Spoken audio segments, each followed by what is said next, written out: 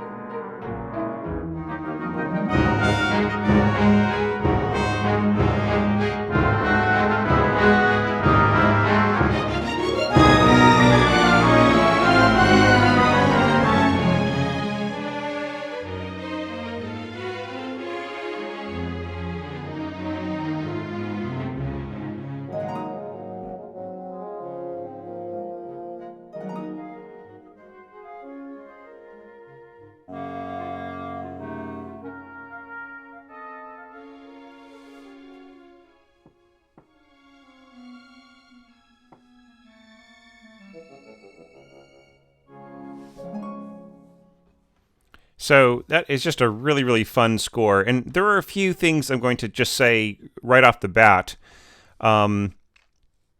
in terms of, possibly having a couple of slightly more satisfying endings and transitions. And right here, I'm just going to suggest this. What if we had done this?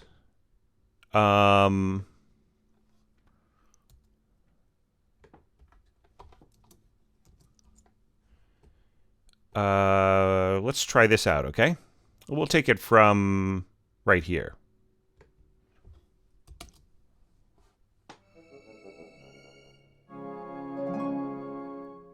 Yeah, see, just lasting that ending lasting a little bit longer, I think would have been kind of cool. Or you could have put a fermata over it, and then added a hidden object of like a tempo change downwards, right? That's the fermatas in Sibelius don't really quite they don't really seem to hold for all that long. Now here at 33, it just seems a bit sudden the way that this starts up. Let's listen to this part again.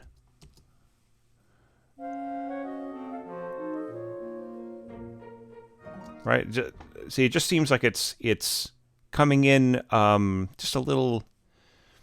It's almost like the change from here to here doesn't really. It just is a kind of more of an abrupt thing.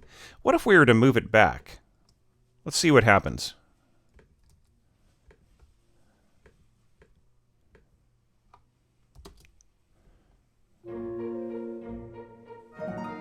Right, see it. So it's sort of, and actually even move it a little bit back and hear how that sounds.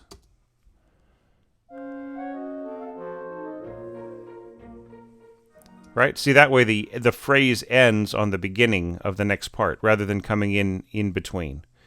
So anyway, those would just be some suggestions in terms of trying to polish up the score and everything. But having said that, other than those two little suggestions, I would say that Gordon turned in a really, really fine score. Just a great example, and I'm once again I appreciate how different it is from my own interpretation, and it just really has so many fun things in it. Like for instance here, by doing the bum bum bum on bass clarinet and contrabassoon, and then not involving those instruments in any of the harmony or melody, then they can just keep going all the way up to 17, right? It's just, so that can keep chugging along and doing what it does. And it's kind of a nice color combination, the bass clarinet and contra. Now, you probably noticed in the playback that this wasn't too satisfying.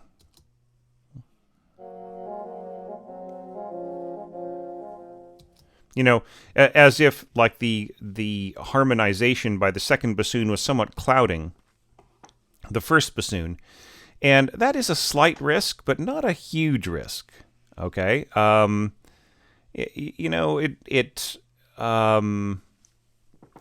something I would say don't trust the sound of the mock-up, right? Because the bassoonists will sort of naturally balance. All of these wind players will naturally balance their performance. Okay, and I like the fact that you went to third voice harmonization in places like here, and also here. It's basically kind of a, just a bit of a copying to similar, not identical of course, but a similar strategy here. To just sort of have a third voice involved both times when the oboe comes in and plays.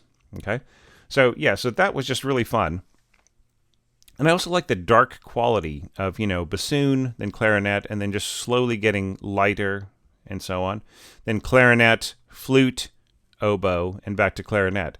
Those are really nice arcs. You could think of that as like an arc of color going through there.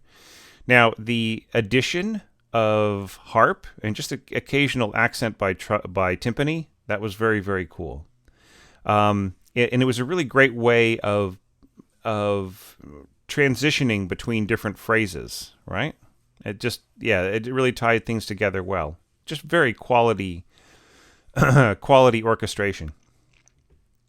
Now, this was another thing that I really, really liked, and that is the addition, very softly, of the horns doing chuck chuck every other bar. Once again, very imaginative, very different from other entries that I saw, and different from my own orchestration. And of course, just naturally, there is no concern about the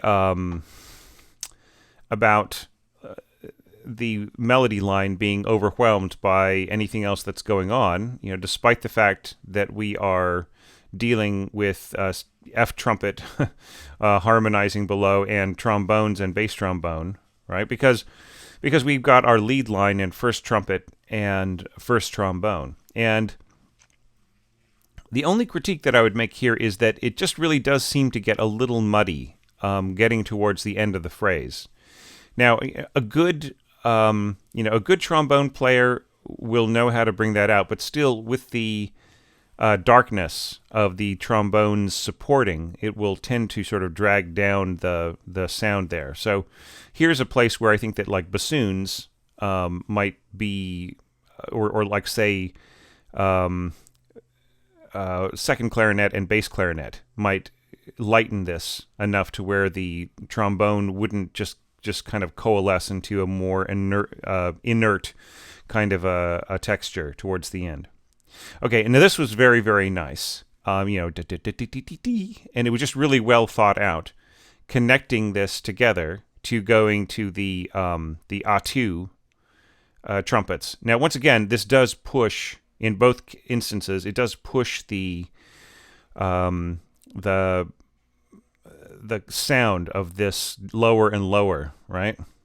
And of course, though, if you're going to do a high A flat, if you were to jump everything up an octave, you end up with high A flat, and and this would be like high A flat for the trombone as well, which is not hard to play, but I mean, not impossible to play, but not really.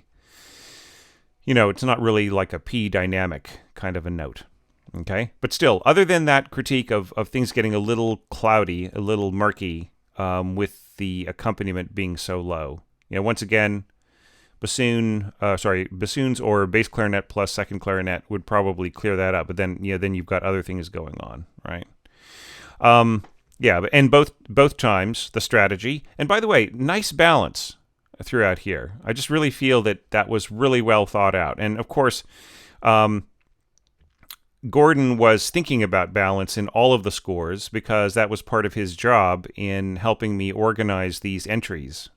He was really looking them over and thinking about the different things that I was also saying in my critiques. And so, but I don't think that that's the source of his ingenuity. I think just Gordon has been thinking about this anyway.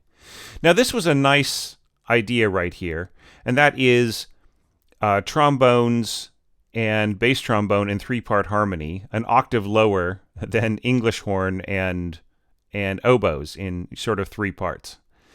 Okay, and that's going to have a very densely resonant quality, right? Because of the way the overtones from the trombones will be reinforcing what the oboes do above the double reeds, if you include English horn.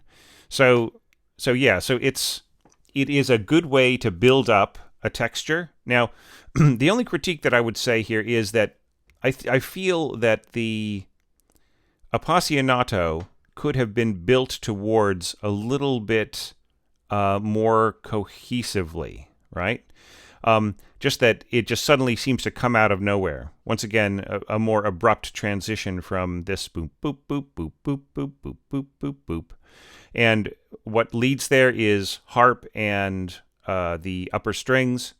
And I'm just wondering if we're going to be doubling anyway on the winds and upper strings, then perhaps they could have even started doubling back around here. And there could have been maybe some harmony inside from the middle register that pushed into the next part, right? So it wouldn't just be so sudden. Like say starting at a pianissimo or piano, basically playing over this harmony and just going wah, like right into this next part. Now, I noticed that Gordon, that you left out the first and second beat, kind of following what the piano part does, and you did not need to do that at all, right? Because basically it's just an expression of this, ba ba ba ba ba ba da, right? So it can start right on the nose. The only reason why it's left out in the piano part is just because of fingering, right?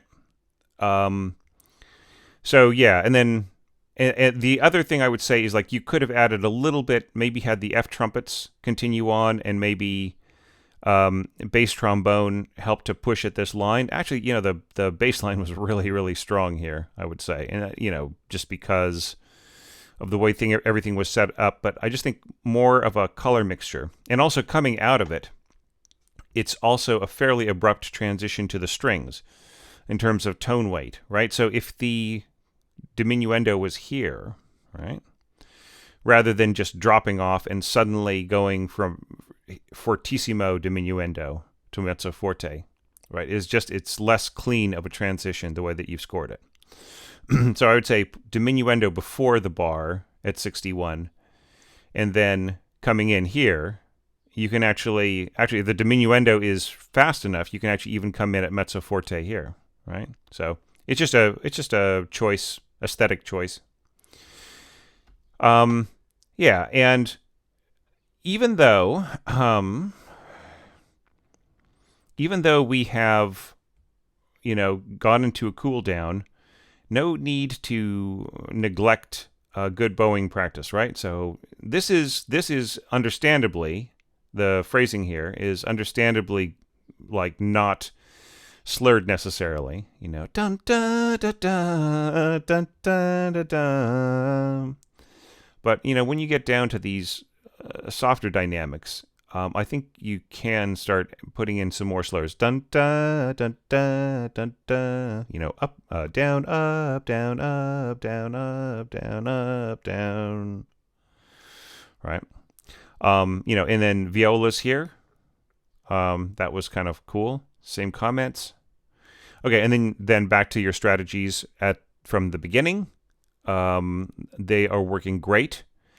And yeah, and just well done. So now it takes us to the ending here, which I already sort of commented on, simulating a fermata with a tie, or, just changing the tempo and putting a tie there. And I'm just wondering whether or not this was intended to be on the first beat, bum, bum, bum, bum, bum, bum, bum, as opposed to bum, bum, bum, bum, bum, bum, bum, dum, bum. I mean, they both make sense, right? But maybe making more sense this way, right? Where the chord hangs around for a bit longer and the harp comes in a little bit later. All right. So now we are headed towards our little finishing up here, and it's got this. It's really sort of dominated by English horn and bass clarinet, and I would say here you really, since it isn't like groups of phrases being echoed back and forth across the wind section, I would say that you should consider having a trade-off note. So basically marking, a note here that can just be gone to, right? And here, this is interesting that you dun dun dun dun bum bum bum bum bum bum. I like this, by the way. I think that works much better than this right in here. I do think that needs to transition. Now, this was absolutely perfect, going to, basically transcribing exactly what the what those chords were in the right hand of the piano. So I really, once again, I really like this arrangement, and it's the kind of thing where, if I were to judge in terms of texture, it's great all the way through. Balance has been pretty much worked out. Function, so a unique perspective on functions. I really love this phrasing here. Da da da da da.